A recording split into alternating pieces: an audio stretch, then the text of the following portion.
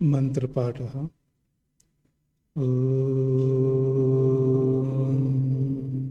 सहना भवतु सहनौ भुनक्तु सह वीर्यं करवावहै तेजस्विनावधीतमस्तु मा विद्विषावहै। ॐ शान्तिः शान्तिः शान्तिः।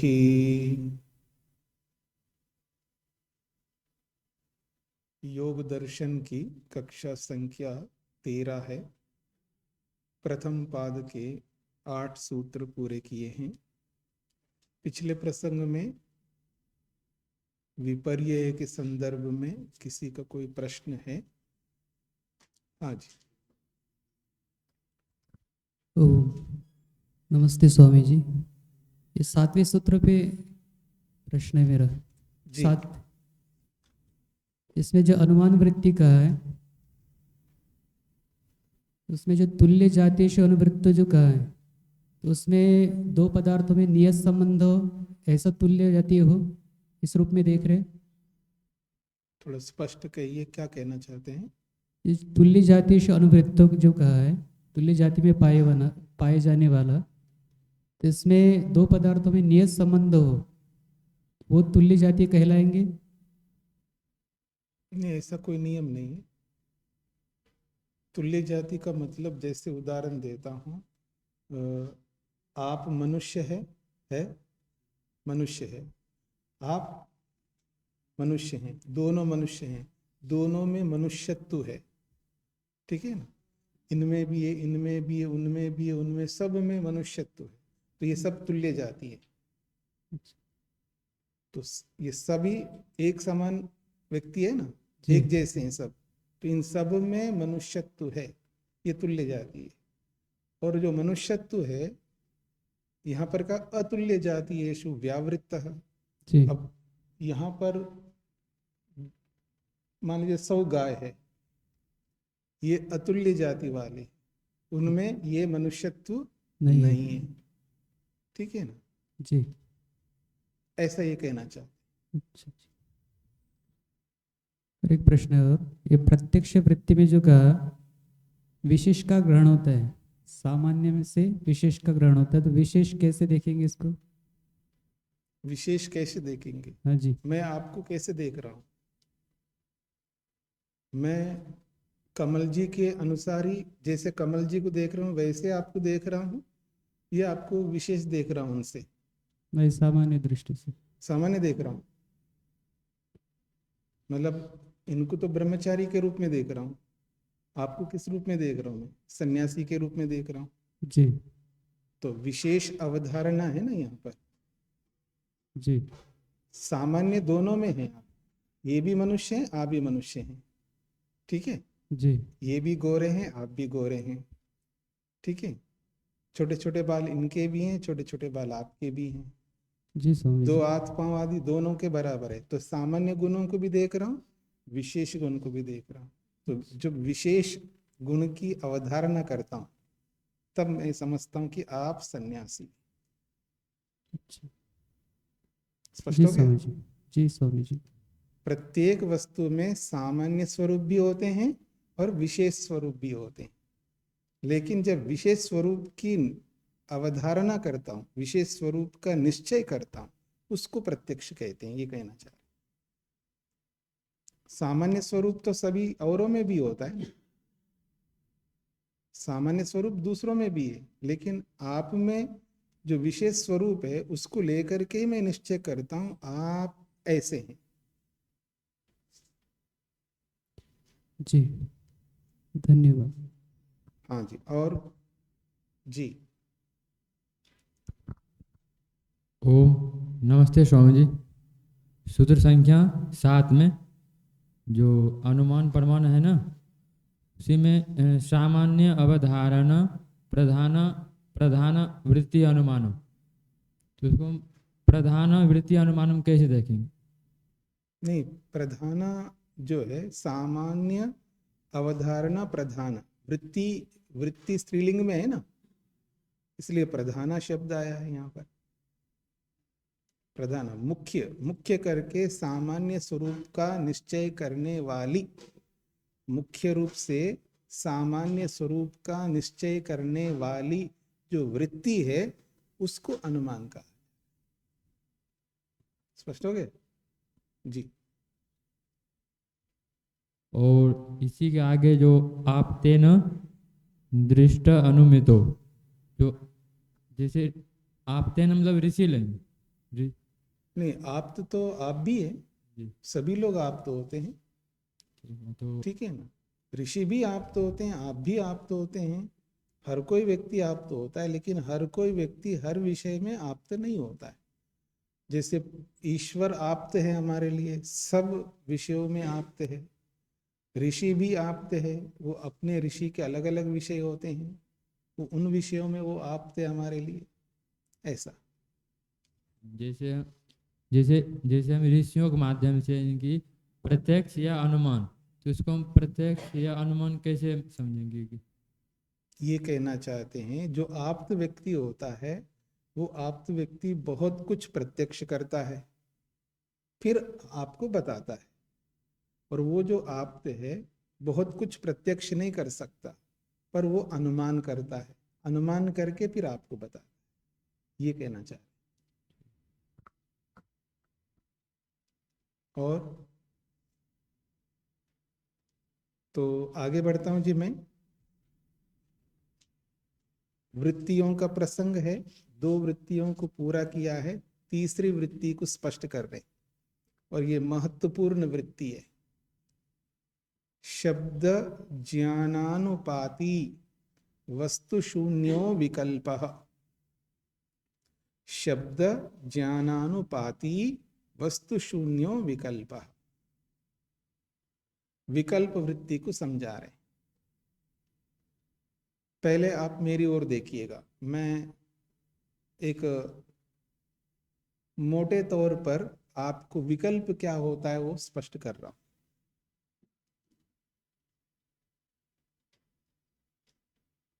अग्नि एक वस्तु है, अग्नि क्या है, एक वस्तु है, एक ही वस्तु है।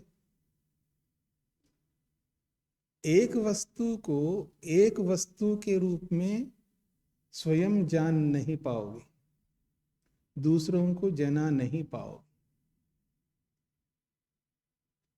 अग्नि तो एक ही वस्तु है। अग्नि कैसी है जी, बस अग्नि है, अग्नि के रूप में है, समझ में नहीं आएगा। लेकिन उस एक अग्नि को मैं दो वस्तु बनाता हूं। दो वस्तु बनाने का मतलब है उस अग्नि के स्वरूप में एक ऐसा स्वरूप है जिसको कहते गर्म, उष्ण, ताप।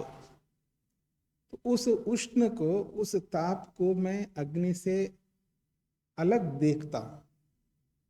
अग्नि कैसा है, ताप युक्त है, यही कहूं ताप। अग्नि में ताप है, अग्नि में उष्णता है, अग्नि में गर्मी है।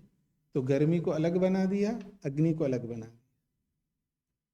जिसको मैंने गर्मी बोला है, उष्णता बोला है, ताप बोला है, उसको एक नाम दे दिया गुण, उसको एक नाम दे दिया धर्म, उसको एक नाम दे दिया विशेषता। ठीक है ना। तो जिसको गुण बोला जा रहा है, विशेषता बोला जा रहा है, धर्म बोला जा रहा है, क्वालिटी बोला जा रहा है, उसको यहां पर वस्तु शब्द से बोला जा रहा है। स्पष्ट हो गया ना आपको। अब जब मैं आपको समझाता हूं, अग्नि में गर्मी होती है, अग्नि में उष्णता होती है, अग्नि में एक ऐसा धर्म है जिसको गर्म कहते हैं, जिसमें गर्मी दिखाई दे, जिसमें उष्णता दिखाई दे, समझ लेना वो क्या है, अग्नि है। ऐसा आपको बताया तो आपको समझ में आता है। तो ऐसे किसी भी वस्तु को समझाने के लिए, व्यवहार के लिए, बिना इसके व्यवहार नहीं कर सकते, आप समझ नहीं पाएंगे। तो ये व्यवहार के लिए एक वस्तु को दो बनाए।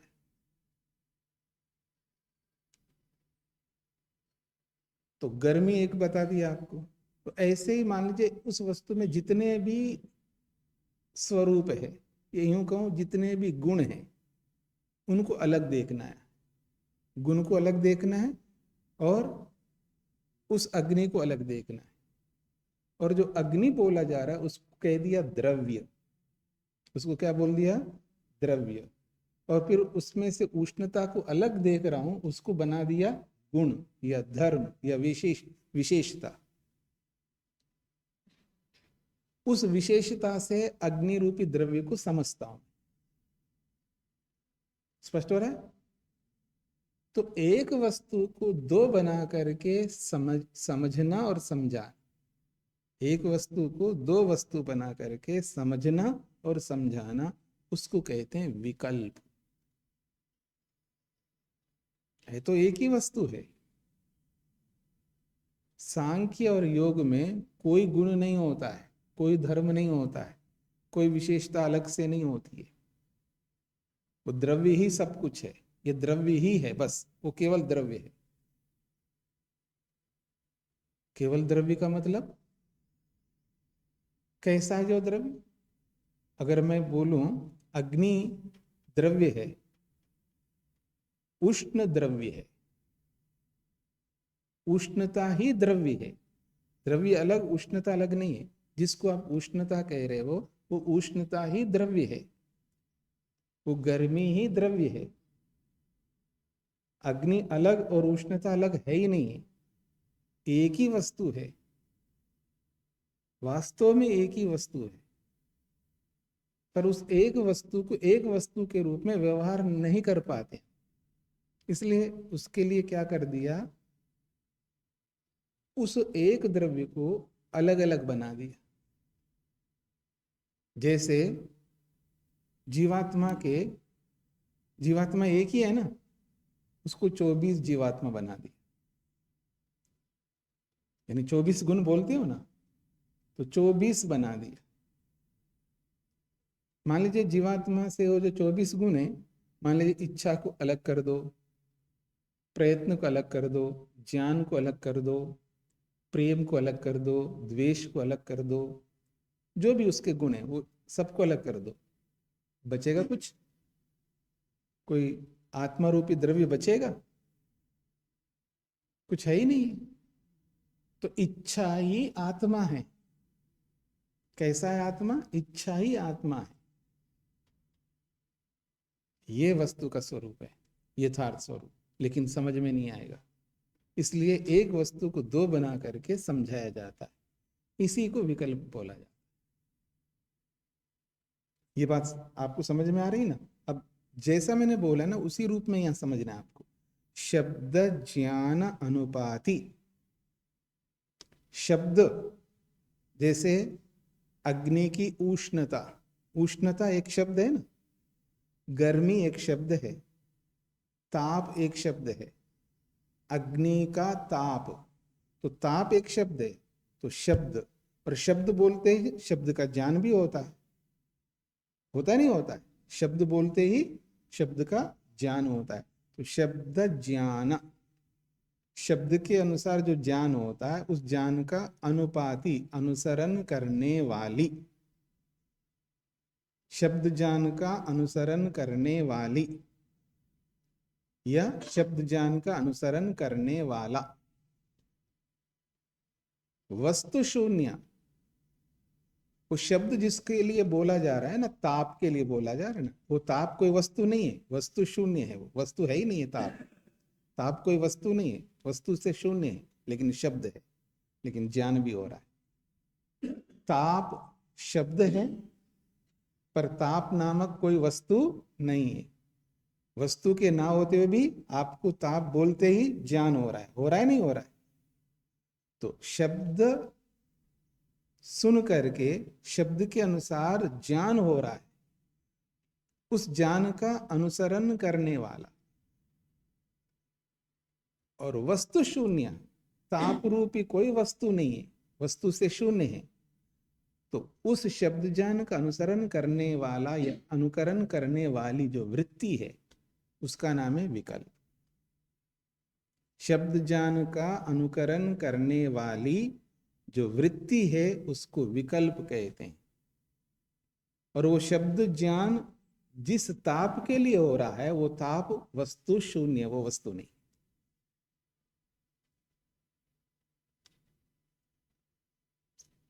तापः, जैसे ताप बोलते ही आपको, शब्द बोला मैंने ताप, ताप बोलते ही आपको ज्ञान हो रहा है। तो शब्द ज्ञान, शब्द का ज्ञान हो रहा है, उस शब्द ज्ञान का अनुपाती अनुसरण करने वाली वृत्ति। और शब्द ज्ञान है, पर वो शब्द ज्ञान किसका है? किसी वस्तु का है? वस्तु शून्य, वस्तु है ही नहीं। ताप नामक कोई वस्तु नहीं है, वस्तु से शून्य है, लेकिन शब्द ज्ञान हो रहा है। उस जब शब्द ज्ञान का अनुसरण करने वाली जो वृत्ति है उसको विकल्प वृत्ति कहते हैं। सूत्रार्थ स्पष्ट हो रहा है? अब आगे बढ़ता हूं मैं भाष्य की ओर। वो जो विकल्प वृत्ति है जिसको आप विकल्प कह रहे हो, स न प्रमाणोपारोही, वो जो विकल्प है स विकल्प न प्रमाण उपारोही, उपारोही का मतलब है अंतर्गत, प्रमाण के अंतर्गत नहीं आता विकल्प, अर्थात वो प्रमाण नहीं। जिसको विकल्प कहते हो आप, ज्ञान भी हो रहा है विकल्प का, पर वो जो ज्ञान है वो प्रमाण नहीं है, यही कहना है। स विकल्प न प्रमाण उपारोही, वो विकल्प प्रमाण के अंतर्गत नहीं आता। तो क्या वो मिथ्या ज्ञान है? फिर वो जो ज्ञान हो रहा है, ताप का ज्ञान हो रहा है, वो मिथ्या ज्ञान है? तो कहते हैं ना, न विपर्यय उपारोही, न ही वो मिथ्या ज्ञान है। अजीब बात हो गई ना, न तो वो प्रमाण के अंतर्गत आ रहा है और न ही वो मिथ्या ज्ञान के अंतर्गत आ रहा है। फिर क्या है जी? इन दोनों के बीच का है वो। देखिएगा, अग्नि तो है, अग्नि तो प्रमाण है, अग्नि प्रमाण के अंतर्गत आता है नहीं आता है, लेकिन ताप जो अलग बोला जा रहा है ताप को, वो प्रमाण नहीं है। ताप को अलग देख रहे हो ना आप, तो ताप अलग है कि अग्नि से? नहीं है, तो अलग देखा जा रहा है, इसलिए वो प्रमाण नहीं है। इसलिए बोला जा रहा है न तो प्रमाण के अंतर्गत आ रहा है वो, और न ही मिथ्या ज्ञान के अंतर्गत आ रहा है, इसलिए बीच का है ये।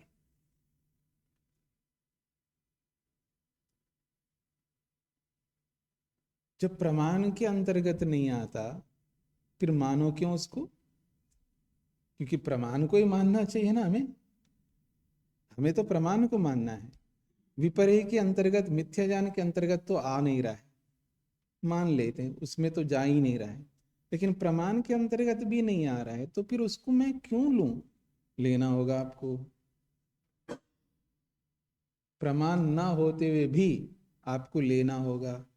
अगर आप ये कहते कि नहीं लूंगा तो आप व्यवहार नहीं कर पाओगे, ये कठिनाई आएगी। अगर आप उसको नहीं स्वीकार करोगे विकल्प को, तो आप व्यवहार नहीं कर पाओगे।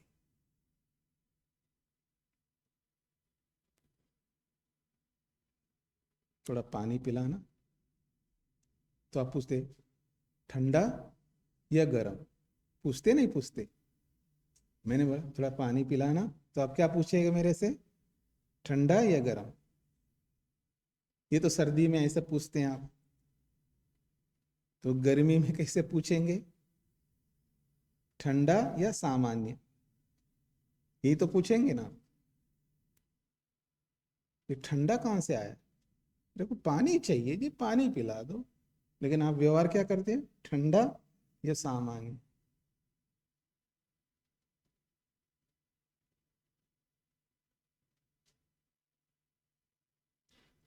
कहाँ बैठे हैं आप, कमल जी कहाँ बैठे हैं? तो उन्होंने कहा अग्नि के पास बैठा हूं। कैसे लग रहा है? मुझे गर्म लग रहा है, थोड़ा मेरे को दूर कर दो ना, थोड़ा अग्नि से दूर करो क्योंकि गर्म लग रहा है। तो आप व्यवहार नहीं कर सकते, विकल्प के बिना आपका व्यवहार नहीं चल पाए। ये जो विकल्प है ये आपको व्यवहारिक बनाता है। विकल्प को नहीं लोगे तो आप अव्यवहारिक हो जाओगे, व्यवहार ही नहीं कर पाओगे। इसलिए कहा जा रहा है ये जो विकल्प है न तो प्रमाण के अंतर्गत आ रहा है और न ही मिथ्या ज्ञान के अंतर्गत आ रहा है, क्योंकि ये अर्ध सत्य है, पूरा सत्य नहीं है, पूरा असत्य नहीं है। मतलब पूरा प्रमाण तो है ही नहीं है और पूरा मिथ्या ज्ञान भी नहीं है, दोनों के बीच का है, अर्ध सत्य है। बस अर्ध सत्य इसलिए है, अग्नि को ही मैं भेद करके, अग्नि को दो बना करके देख रहा हूं, जबकि एक ही है वो। ताप ही अग्नि है और अग्नि ही ताप है, लेकिन मैं कैसे देख रहा हूं, अग्नि को अलग देख रहा हूं और ताप को अलग देख रहा हूं, तभी तो व्यवहार कर पा रहा हूं। इसी का नाम है विकल्प।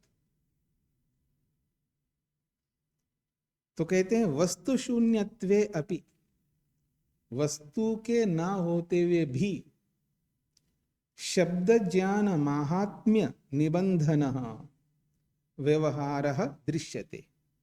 शब्द ज्ञान माहात्म्य निबंधन, शब्द ज्ञान की महत्ता के कारण व्यवहार दृश्यते, व्यवहार दिखाई देता है लोक में।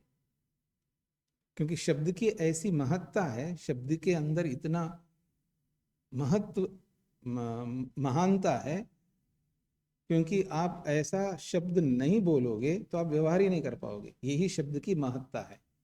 अग्नि का ताप, आत्मा का ज्ञान, ईश्वर का आनंद, ये है शब्द की महत्ता।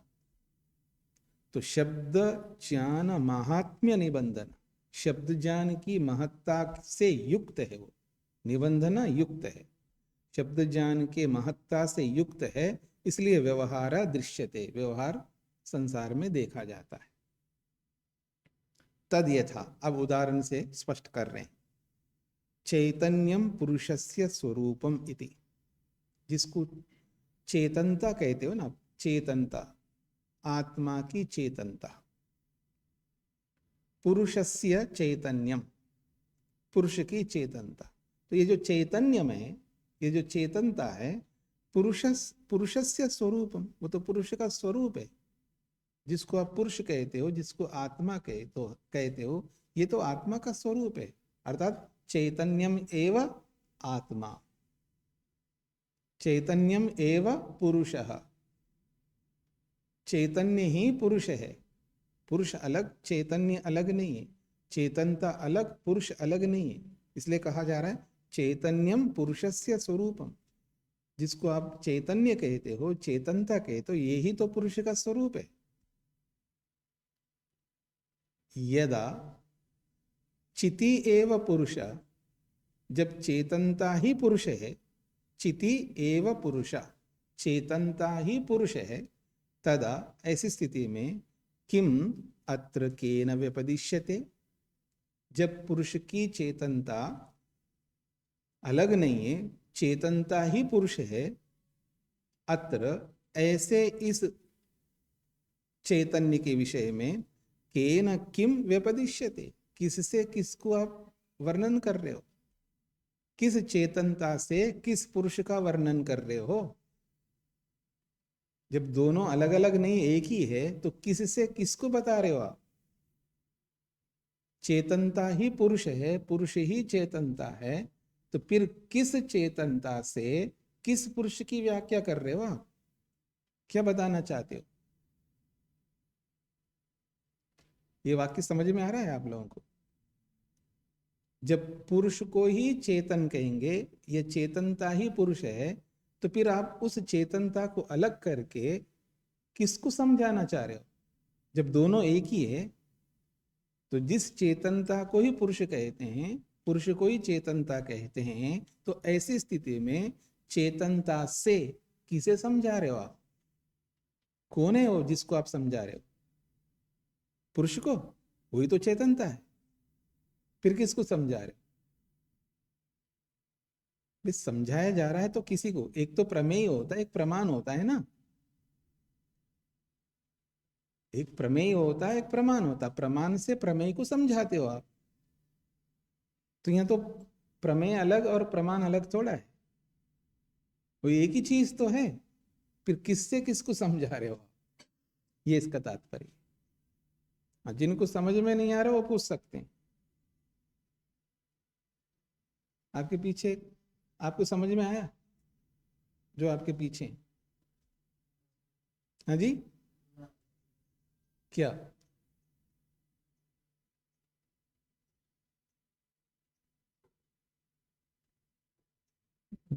चेतन ही पुरुष है इसमें। हाँ, तो मैंने जो पहले बोला था ना, उसको याद रखना।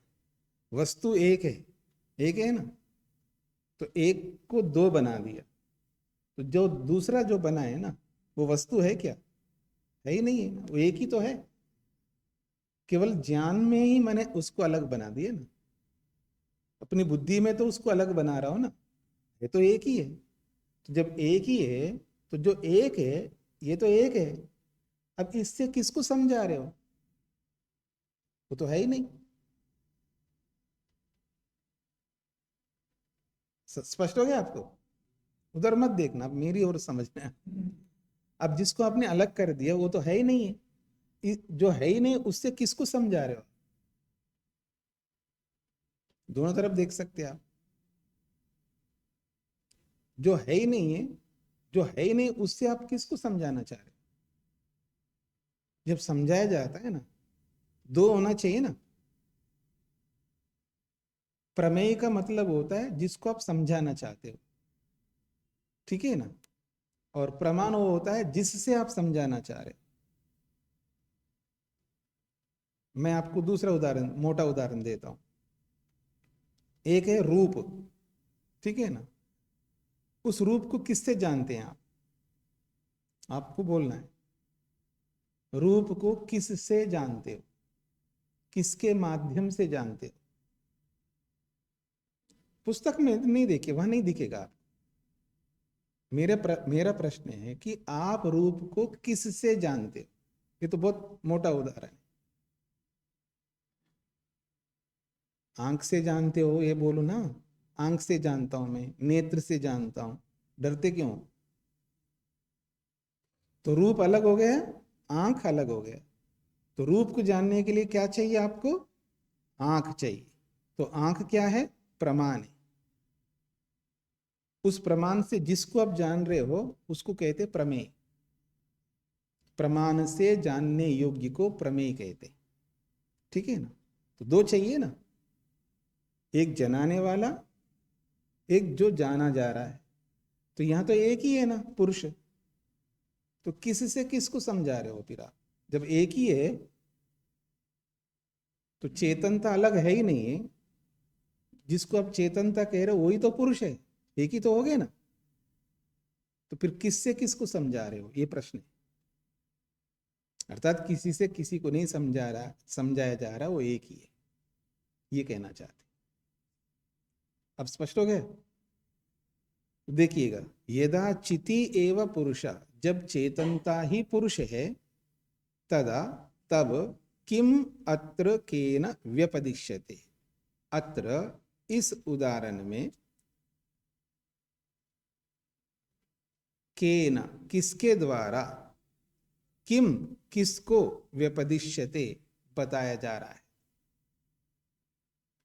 भवती च व्यपदेशे वृत्ति, फिर भी जब होता ही नहीं है ऐसा, मतलब किसी से किसी को नहीं समझाया जा रहा, फिर भी भवती च व्यपदेशे, जब व्यपदेश होता है अर्थात जब कथन किया जाता है, पुरुष की चेतनता। जब ऐसा बोला जाता है, बोला जाने पर वृत्ति बनती है। मतलब पुरुष की चेतन अर्थात चेतनता को आप अलग समझ रहे हो, यानी चेतन अलग, चेतन का अलग ज्ञान हो रहा है और पुरुष का अलग ज्ञान हो रहा है, दो प्रकार का ज्ञान हो रहा है। आत्मा की चेतनता अर्थात आत्मा अलग है ये ज्ञान, और चेतनता अलग ज्ञान है। ये जो वृत्ति हो रही है अर्थात दो ज्ञानों की वृत्ति जो हो रही है, तो हो ही रहा है ना सबको। जब होता नहीं है, एक ही है लेकिन दो ज्ञान हो रहा है। ये जो दो ज्ञान वाला जो स्वरूप है इसी को वृत्ति कहते हैं, और उसका नाम है विकल्प वृत्ति।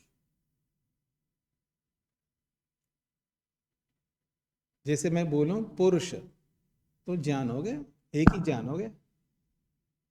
अब इस एक ज्ञान से आप व्यवहार नहीं कर पाओगे, इसलिए आपको दो ज्ञान लाना पड़ेगा।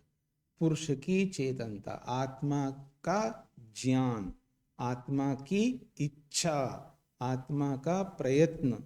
तो प्रयत्न ज्ञान अलग हो गया और आत्मा ज्ञान अलग हो गया, तो दो दो ज्ञान हो रहे हैं, जबकि एक ही ज्ञान होना चाहिए। प्रयत्न ही आत्मा है, आत्मा ही प्रयत्न है, दो अलग अलग नहीं है। इच्छा ही आत्मा है, आत्मा ही इच्छा है। ये बुद्धि में आपको बिठाना होगा, क्योंकि जब वस्तु एक ही है ना,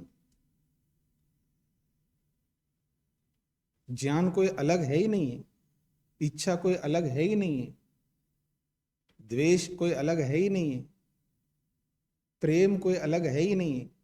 प्रेम कहो आत्मा कहो एक ही चीज है, वस्तु एक है। पर स्वयं को समझाना और दूसरों को समझाना तो और कठिन है। स्वयं को शास्त्र के माध्यम से स्वयं तो समझ लेंगे, लेकिन दूसरे को समझाना बड़ा कठिन हो जाएगा। इसलिए ये भेद कर दिया समझने के लिए। ये समझने का है, व्यवहार के लिए। समझने के लिए का मतलब है व्यवहार के लिए। विकल्प वृत्ति व्यवहारिक है, व्यवहार के लिए होता है, तात्विक रूप में आवश्यकता नहीं।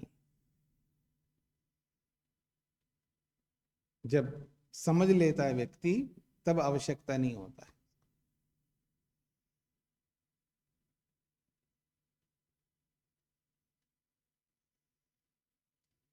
यदि कोई समाधिस्थ व्यक्ति आकर के कहता है जी मैंने ईश्वर को जाना, अब ये नहीं पूछ सकते कि क्या जाना है, ईश्वर का आनंद जाना है। क्यों जी? क्या आपने ईश्वर का आनंद जाना है? क्या ईश्वर का आपने आनंद लिया है? मैंने ईश्वर को जान लिया, बस हो गए। जब आप पूछते हो ना ईश्वर का आनंद लिया, अरे आनंद अलग थोड़ा है। जब मैंने ईश्वर को जान लिया, ईश्वर का दर्शन कर लिया, फिर ये प्रश्न क्यों आएगा ईश्वर का आनंद लिया है क्या? बस मैंने जाना ईश्वर को।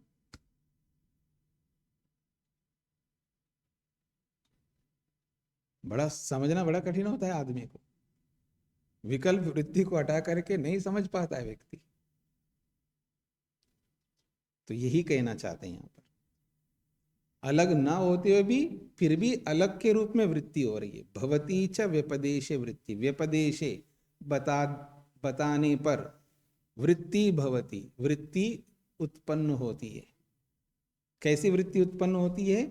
आत्मा अलग और उसका आनंद अलग, आत्मा अलग उसकी चेतनता अलग, ऐसी वृत्ति हो रही। इसी का नाम विकल्प है।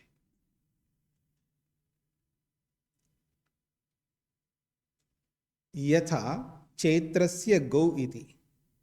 अब ये उदाहरण से समझाने का प्रयत्न कर रहे हैं। यथा जैसे चैत्रस्य गौ इति, चैत्र एक व्यक्ति का नाम है, तो बोला है चैत्र की गाय, ये चैत्र का गाय है, जैसा भी बोलो आप।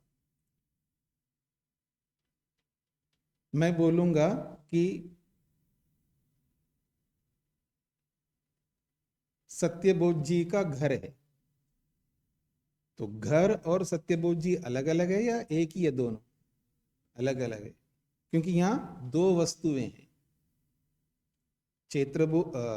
सत्यबोध जी अलग वस्तु है और घर अलग वस्तु है, दो अलग अलग वस्तु हैं, इसलिए वहां पर ये बोला जा रहा है सत्यबोध जी का घर, सत्यबोधस्य गृहम।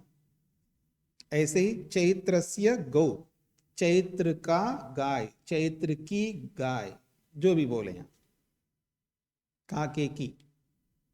ठीक है जी। तो यहाँ संबंध है ना, दोनों अलग अलग है इसलिए संबंध जोड़ता है। तो पुरुष की चेतनता, यहाँ कोई संबंध नहीं है कि पुरुष ही चेतन है, चेतन ही पुरुष है, तो यहाँ कोई संबंध नहीं है। फिर भी आप पुरुषस्य चैतन्यम बोल रहे हो। तो जैसे चैत्रस्य गो में दो अलग वस्तु हैं, इसलिए दो अलग बोला जा रहा है, लेकिन पुरुषस्य चैतन्यम में दो अलग वस्तु थोड़े हैं, वो एक ही वस्तु है। ये उदाहरण से उन्होंने समझा दिया। आगे बढ़ूं मैं, अगली बात, तथा, इसको समझने का प्रयत्न करिएगा। प्रतिषिद्ध वस्तु धर्मो निष्क्रिय पुरुषः। जब ये बोला जाता है पुरुष कैसा है जी, निष्क्रिय है, निष्क्रिय पुरुषः, इससे एक वृत्ति बनती है। क्या वृत्ति बनती है? निष्क्रिय नामक कोई वस्तु, ऐसा वृत्ति बनती है।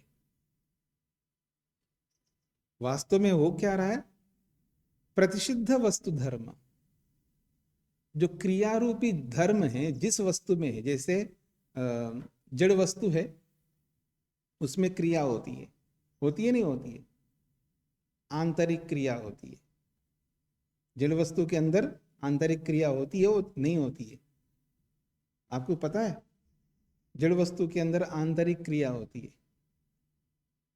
आंतरिक क्रिया का मतलब है उसके जो अणु है, सूक्ष्म अणु, उसमें परिवर्तन होता रहता है, तभी तो पुराना होता है वस्तु पुराना तभी होती है ना। अगर परिवर्तन ना हो, वस्तु में क्रिया ना हो, तो उसमें बदलाव कैसे आएगा? परिवर्तन का मतलब है चेंजेस। ये घड़ा कैसा है जी? बिल्कुल नया है, आज ही खरीद के लाए, एकदम नया है। और ये तो 1 साल पुराना है। तो आपको दिखाई देता है दोनों में अंतर? क्यों दिखाई दे रहा है? क्योंकि परिवर्तन हुआ उसमें, इसमें नहीं हुआ परिवर्तन। अर्थात उसमें क्रिया हो रही है, इसलिए पुराना होता जा रहा है। तो जो उसको कहते हैं क्रियावान। घड़ा कैसा है? क्रियावान। पुरुष में ऐसी क्रिया नहीं होती। पुरुष के अंदर कोई आंतरिक क्रिया नहीं होती है। देशांतर गमन होता है, वो एक अलग प्रकार की क्रिया है। यह क्रिया का मतलब है आंतरिक क्रिया। तो जिसमें क्रिया होती है, वहां होने वाली क्रिया को आत्मा में निषेध किया जा रहा है, अर्थात आत्मा में क्रिया नहीं होती है। तो क्रिया है ही नहीं है, लेकिन निष्क्रिय नामक भी कोई क्रिया है, ऐसा समझ में आता है व्यक्ति। निष्क्रिय भी कोई एक गुण है, ऐसा समझ में आता है व्यक्ति। निष्क्रिय क्रिया का ना होना है, अर्थात क्रिया का निषेध हो रहा है। क्रिया का निषेध कोई क्रिया थोड़ी है। अच्छा, मैं दूसरा शब्द बोलूंगा, निष्पापः। आत्मा कैसा है? निष्पाप है। तो पाप नहीं है उसके अंदर, आत्मा में पाप नहीं है। तो पाप एक गुण है, एक धर्म है। पाप एक धर्म है ना। जैसे मैं बोलूंगा लड्डू, वो पाप युक्त है, उसमें पाप है, ये आपको समझना है। लड्डू में क्या पाप होता है जी? पाप का मतलब क्या होता है? यहां पाप का मतलब है परिवर्तन। परिवर्तन है ना। ये लड्डू खाएंगे आप,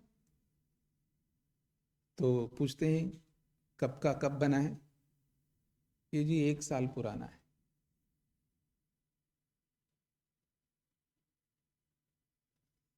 मनी भाई जी ले आए मेरे पास लड्डू, 1 साल पुराने। कब कब बनाए जी? 1 साल हो गए। वो तो पाप युक्त लड्डू है, उसमें पाप है। पाप का मतलब ये है,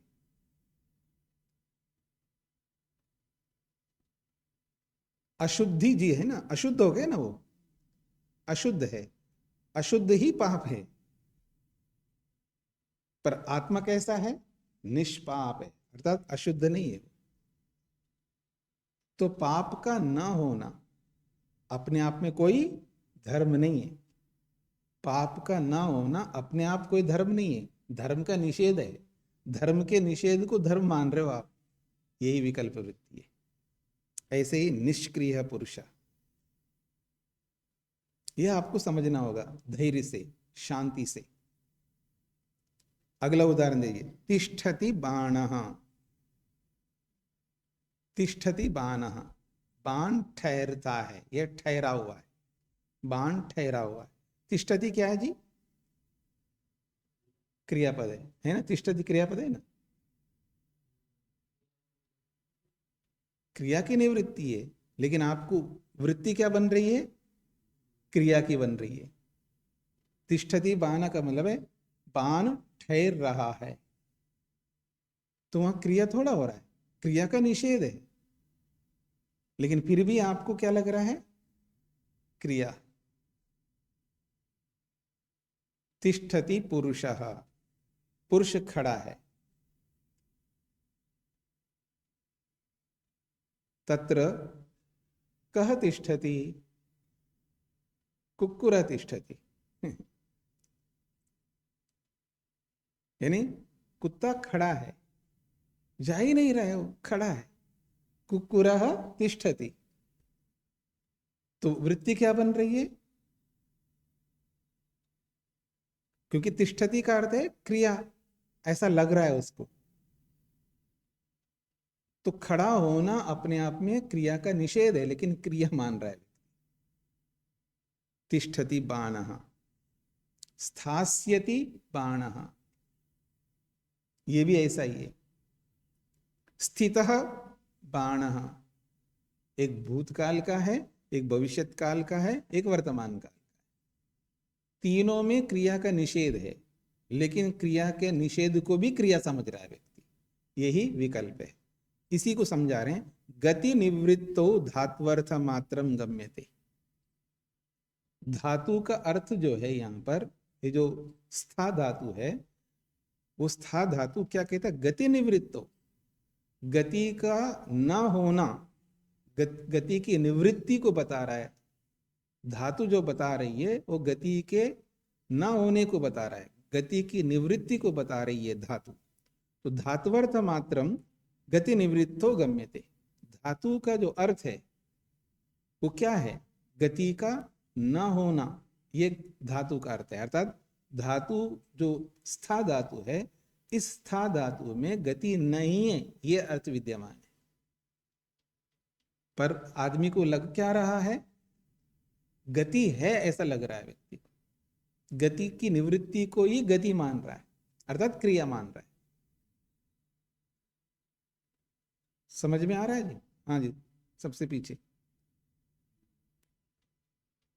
यानी ये आपको पकड़ने का प्रयास करना है। तिष्ठति का अर्थ होता है क्रिया नहीं हो रही है, खड़ा है बस। खड़ा होना अपने आप में क्रिया नहीं है, फिर क्या है? क्रिया की निवृत्ति है। खड़ा है, जैसे गच्छति, इसमें क्या चल रहा है? क्रिया चल रही है। गच्छति में क्रिया चल रही है, पचति में क्रिया चल रही है। समझ में आ रहा है ना? पचति का मतलब पका रहा है, तो पकाने में क्रिया चल रही है। गच्छति में जाने की क्रिया चल रही है। जैसे गच्छति क्रिया है, ठीक है ना? पठति क्रिया है, पचति क्रिया है, गच्छति क्रिया है, खादति क्रिया है। ऐसे ही तिष्ठति को भी क्रिया मान रहा है व्यक्ति, जबकि तिष्ठति क्रिया नहीं है, तिष्ठति क्रिया का निषेध कर रहा है। लेकिन हमारे मन के अंदर एक ऐसी वृत्ति बन रही है, तिष्ठति भी एक क्रिया है, ऐसी वृत्ति बन रही है। यही कहना चाह रहे हैं।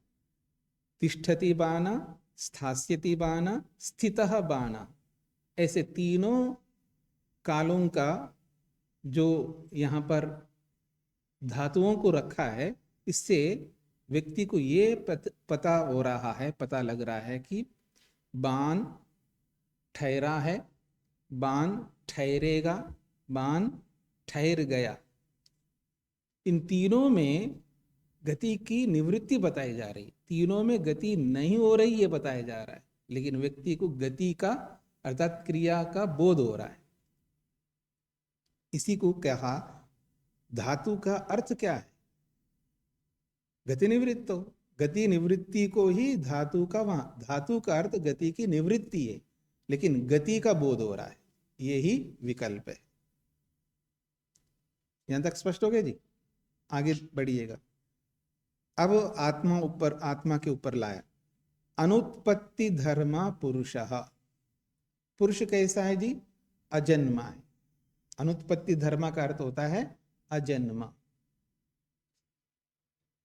अनुत्पत्ति शब्द का शाब्दिक अर्थ है अजन्मा, अर्थात आत्मा पुरुष जन्म नहीं लेता है। तो अनुत्पत्ति धर्मा पुरुष, अनुत्पत्ति धर्म वाला पुरुष है। तो अनुत्पत्ति भी अपने आप में कोई धर्म है ऐसा समझता है व्यक्ति। अनुत्पत्ति धर्म का मतलब उत्पत्ति धर्म का निषेध कर रहा है वो। अनुत्पत्ति धर्म जो शब्द है उत्पत्ति रूपी धर्म का निषेध कर रहा है।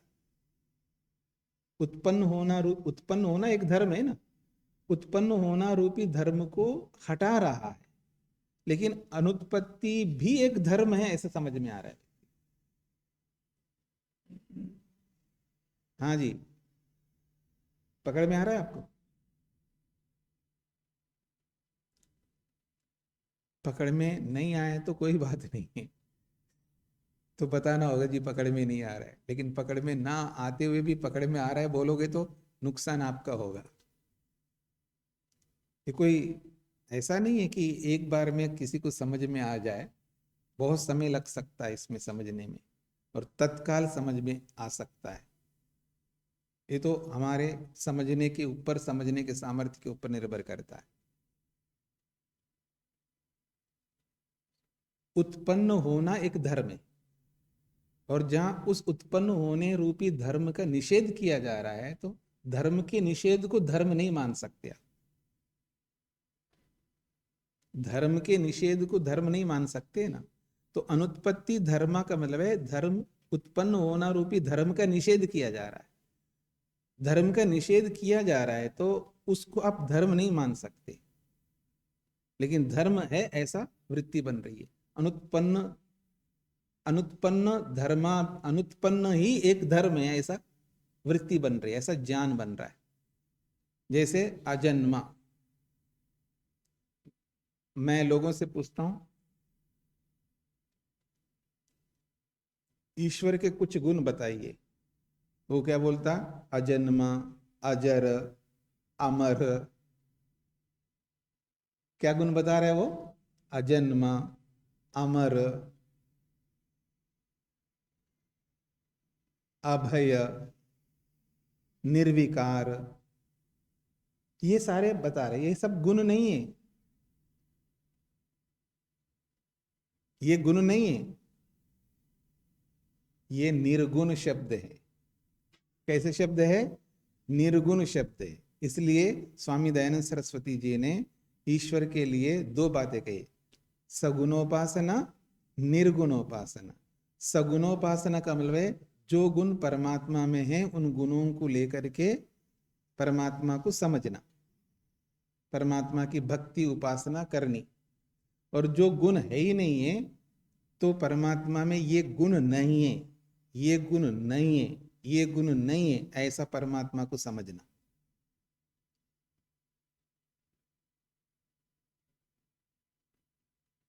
स्पष्ट हो रहा है? तो ईश्वर कैसा है जी? अजर। अजर का मतलब जरा नहीं है। अमर, मरता नहीं है, अर्थात मरण नहीं है ईश्वर में। अभय, भय नहीं है, सब नहीं है, नहीं है। भय, भय एक गुण है ना, वो नहीं है।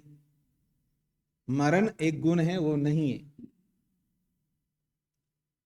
जन्म एक गुण है, वो नहीं है। ऐसा है। तो जब ईश्वर के गुण बताओ तो वहां आप ये नहीं बता सकते अजन्मा, अमर, अभय, ये नहीं बता सकते। फिर क्या बता सकते हैं? नित्य। क्या बता सकते जी? दयालु, सर्वशक्तिमान, न्यायकारी। वो गुण बताइए जो ईश्वर में हैं। क्योंकि गुण है ना, दया रूपी गुण ईश्वर में है, शक्ति रूपी गुण ईश्वर में है। तो यहां यही बोला जा रहा है, अनुत्पत्ति धर्म पुरुष। पुरुष कैसा है? उत्पन्न धर्म वाला नहीं है ना, उत्पत्ति रूपी धर्म पुरुष में नहीं है। तो इसी बात को समझा रहे हैं, उत्पत्ति धर्मस्य अभाव मात्रम अवगम्यते। अनुत्पत्ति धर्म इस शब्द में क्या ज्ञान होना चाहिए? उत्पत्ति धर्मस्य अभाव मात्रम अवगम्यते। उत्पत्ति धर्म का अभाव पुरुष में नहीं है, ये जाना जाता है। उत्पन्न रूपी धर्म का अभाव पुरुष में नहीं है, ये जाना जाता है। न पुरुषान्वयी धर्म, पुरुष में रहने वाला धर्म नहीं है। कौन? अनुत्पत्ति धर्म। अनुत्पत्ति धर्म, ये पुरुष में रहने वाला कोई धर्म नहीं है। हाँ जी, पकड़ में आया आपको? ये जो अनुत्पत्ति धर्म जो बोला है, तो अनुत्पत्ति धर्म का क्या अर्थ है? तात्विक अर्थ है उत्पत्ति धर्मस्य अभाव मात्रम अवगम्यते। उत्पत्ति धर्म का अभाव उस पुरुष में बताया जा रहा है। तो उत्पत्ति धर्म का अभाव पुरुष में बताया जा रहा है। कोई ऐसा पुरुष में रहने वाला अनुत्पत्ति धर्म नहीं है। अर्थात अनुत्पत्ति भी एक धर्म है और वो पुरुष में रहता है, ऐसा नहीं समझना है, ये कहना चाह रहे। न पुरुषान्वयी धर्म, अनुत्पत्ति धर्म न पुरुषान्वयी धर्म। अनुत्पत्ति धर्म कोई पुरुष में रहने वाला कोई धर्म नहीं है, केवल वो धर्म नहीं है पुरुष में, ये बताया जा रहा है।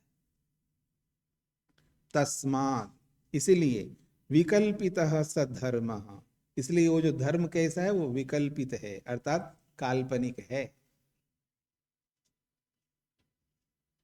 ये जो चेतनता, ज्ञान, बल, शक्ति, ये जितने भी शब्द है ना, ये सब कल्पित हैं, सब कल्पित है।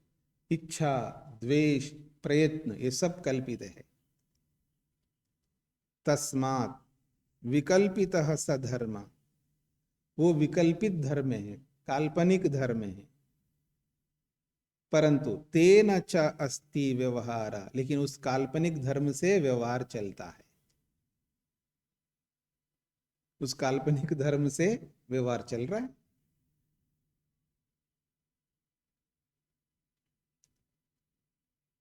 दिशाएं कितनी है जी? 10 काल्पनिक है। काल काल्पनिक है।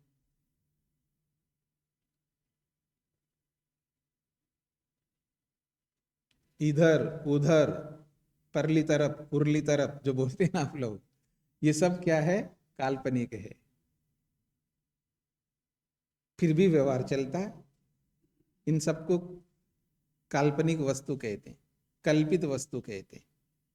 जैसे वो कल्पित है दिशाएं, ऐसे ही ये जितने भी गुण है ना, ये सारे के सारे गुण कल्पित है। ईश्वर में अनंत गुण है, तो ये अनंत कल्पना है। ईश्वर में अनंत गुण है, अर्थात ये अनंत कल्पनाएं हो गई। मतलब ईश्वर को समझने के लिए अनंत कल्पनाएं कर सकता है व्यक्ति। जब बोला जाता है ईश्वर में अनंत गुण है, तो ये अनंत गुण का मतलब है अनगिनत गुण, ये सब काल्पनिक है। ईश्वर सत्य है, एक है बस। एकमेव दर्शनम, मात्र एक ही दर्शन होना चाहिए ईश्वर के विषय में, केवल ईश्वर है, परंतु उससे स्वयं को नहीं समझा सकते, दूसरों को तो बिल्कुल नहीं समझा सकते। इसलिए ये कल्पना करके विकल्प हमारे सामने रखा है ऋषियों ने, इसके माध्यम से हम सारा व्यवहार करते हैं। सारा का सारा व्यवहार इस विकल्प से होता है, यानी उठने से लेकर के रात्रि में सोने तक, पैदा होके जब से होश में आए तब से लेकर के जब तक मरेंगे नहीं तब तक ये विकल्प वृत्ति का व्यवहार निरंतर करते रहते हैं। पग पग पर हम इस विकल्प वृत्ति का व्यवहार करते हैं। बस केवल आपको ये समझना है, वस्तु एक है, उस एक वस्तु को अनेक वस्तु बना करके हम व्यवहार करते हैं, उसके बिना आप व्यवहार नहीं कर सकते। कोई भी माँ बाप या गुरु अपने बच्चों को बिना विकल्प के नहीं समझा सकते।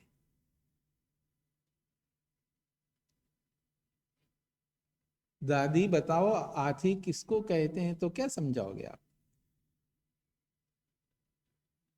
दादाजी हाथी किसको कहते हैं तो क्या समझाओगे? बेटा हाथी उसको कहते बहुत बड़ा होता है। ये बड़ा क्या होता है? ठीक है। तो आप समझा ही नहीं सकते, बस हाथी तो हाथी होता है, घोड़ा घोड़ा होता है, कुत्ता कुत्ता होता है, वो भो भो करता है, वो भो भो ही तो कुत्ता है। ठीक है ना? तो आप समझा नहीं पाओगे, एक वस्तु को एक वस्तु के रूप में कभी नहीं समझा पाओगे, तीन काल में नहीं समझा पाओगे। इसलिए सारी कल्पनाएं की जाती है।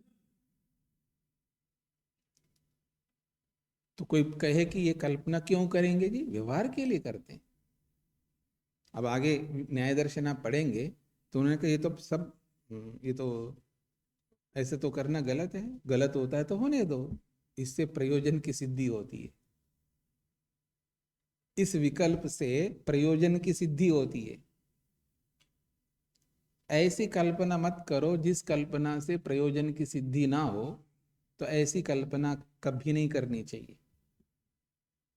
पर ये जो कल्पना, इस कल्पना से प्रयोजन की सिद्धि होती है, लक्ष्य की पूर्ति होती है, हम जहां जाना चाहते हैं उसको हम हस्तगत कर सकते हैं।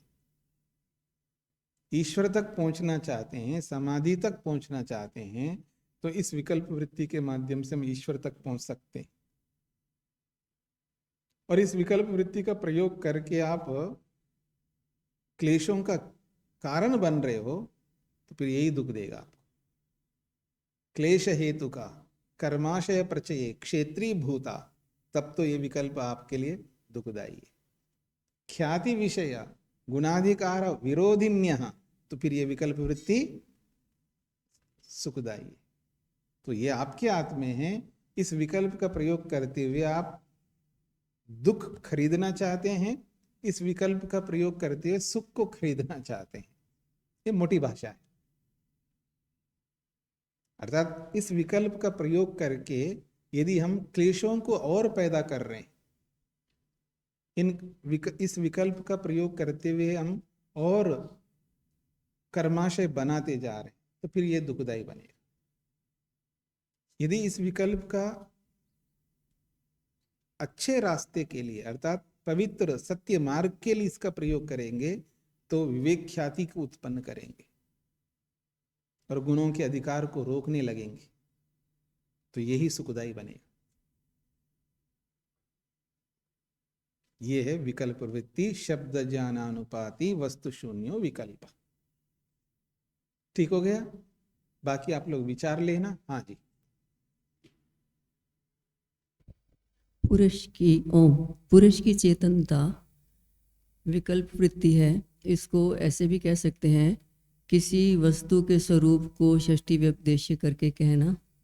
हाँ, आप ये एक वस्तु को षष्ठी व्यपदेश के माध्यम से प्रस्तुत करना, ये विकल्प वृत्ति है। सोने की अंगूठी, ठीक है। क्या यही का यही नियम अनुत्पत्ति धर्म पर भी लगेगा? नहीं, अनुत्पत्ति धर्म तो उसमें ये केवल तो है ही नहीं। है नहीं, वो तो केवल समझाने के उदाहरण दिए हैं कि उत्पत्ति धर्म उस वस्तु में नहीं है, ठीक है ना। फिर भी अनुत्पत्ति भी कोई धर्म है, ऐसी वृत्ति बन रही है, इसलिए विकल्प है। ये अलग चीज हो गई, उसका स्वरूप तो नहीं है, उसका षष्ठी व्यपदेश्य नहीं है ये। इस यहाँ षष्ठी यहाँ नहीं, उपदेश, उसमें है। हाँ वहां है, यहाँ नहीं है। ये तो वृत्ति कैसे कैसे वृत्ति बनती है उसके उदाहरण दिए हैं। जी जी, तो आप लोग इस पर अच्छी तरह विचार करके आइएगा, फिर समझ में नहीं आए तो पूछिएगा, पर समझना आवश्यक है। विकल्प वृत्ति को अगर आप समझेंगे नहीं तो याद रखना, विवेक ख्याति को भूल जाओ, फिर ईश्वर का दर्शन को भी भूल जाओ, यानी प्रयोजन तक पहुंच नहीं पाएंगे हम। विकल्प वृत्ति को समझना आवश्यक है, स्वयं के लिए भी दूसरों के लिए भी। यदि ये नहीं समझेंगे तो आप अपने आप को भी नहीं समझा पाओगे, दूसरों को तो क्या समझा पाओगे आप। इसलिए विकल्प वृत्ति को जानना अत्यंत आवश्यक है।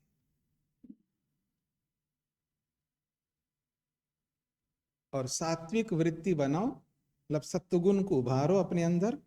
और आपने पीछे देखा कि सत्वगुण को कैसे उभारा जाता है, रजोगुण को कैसे उभारा जाता है, तमोगुण को कैसे उभारा जाता है। तो आपके हाथ में, अपने आप को सात्विक बनाना आपके हाथ में, अपने आप को राजसिक बनाना अपने आपके हाथ में है, और अपने आप को तामसिक बनाना भी आपके हाथ में। और सत्वगुण को उभारो और बैठो, इस सूत्र को सात्विक भाव से, एकाग्रता से पढ़ो, समझने का प्रयत्न करो। और जो जो समझ में नहीं आ रहा है और जो जो प्रश्न आपके मन में आते उसको लिख लो, फिर पूछो, तब जाकर के ये आपको विकल्प हृदयंगम होगा। ओम शांति शांति शांति।